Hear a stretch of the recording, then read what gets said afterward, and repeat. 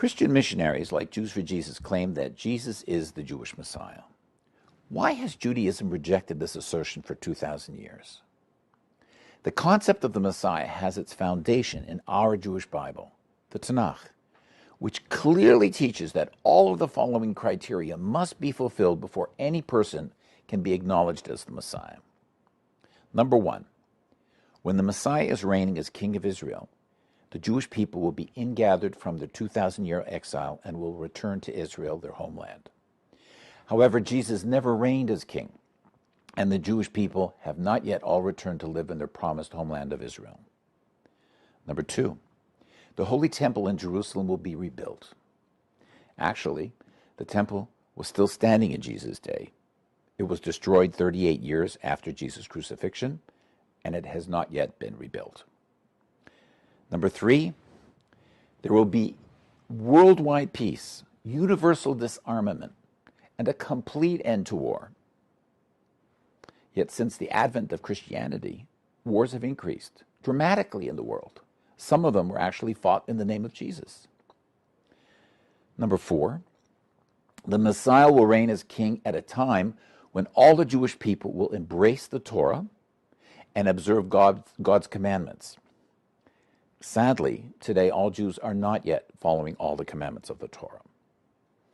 Number five, the Messiah will rule at a time when all the people of the world will come to acknowledge and serve the one true God of Abraham, Isaac, and Jacob.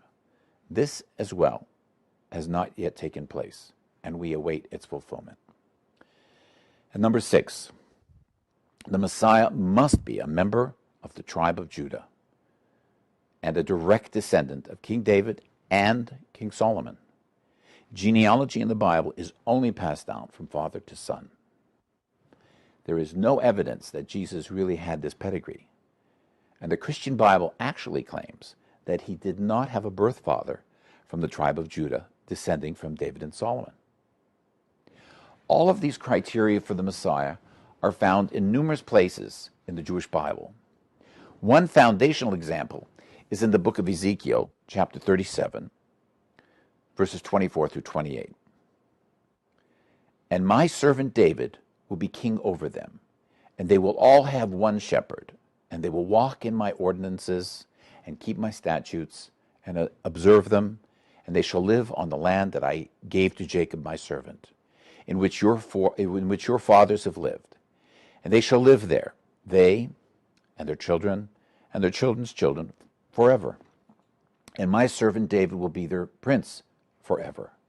Moreover, I will make a covenant of peace with them. It will be an everlasting covenant, which I will give them. And I will multiply them, and set my sanctuary in their midst forever. And my tabernacle shall be with them, and I will be their God, and they will be my people. And the nations will know that I am the Lord who sanctifies Israel, when my sanctuary is in their midst forever.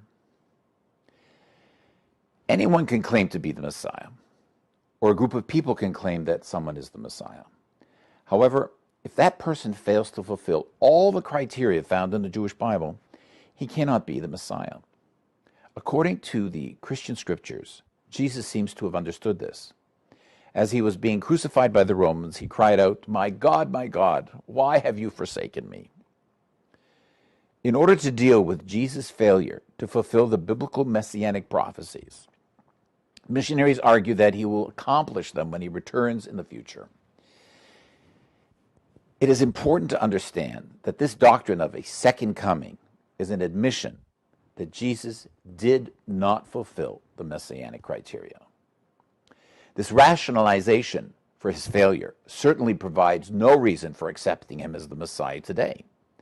Furthermore, the Jewish Bible does not have a messianic installment plan where the Messiah comes, fails in his mission, and then returns thousands of years later to finally succeed. Missionaries will claim that because Jesus performed miracles, he must be the Messiah. However, we have no real evidence that Jesus actually performed any miracles. More significantly, even if Jesus did perform miracles, they would not prove he was the Messiah. Our Bible never says that we will be able to recognize the Messiah through the miracles that he will do. The Torah actually teaches that even false prophets can have the ability to perform supernatural miracles. As Jews, we prefer to wait for the real thing, according to God's promises and guidelines. The Jewish Bible provides a clear and consistent description of what the world would look like when the Messiah comes. And this clearly has not yet transpired. So, we still await the coming of the real Messiah.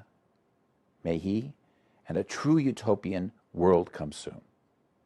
To learn more about the Jewish Messiah, visit our website at www.jewsforjudaism.ca or our YouTube channel, Jews for Judaism Canada. Thank you very much. Shalom, and God bless.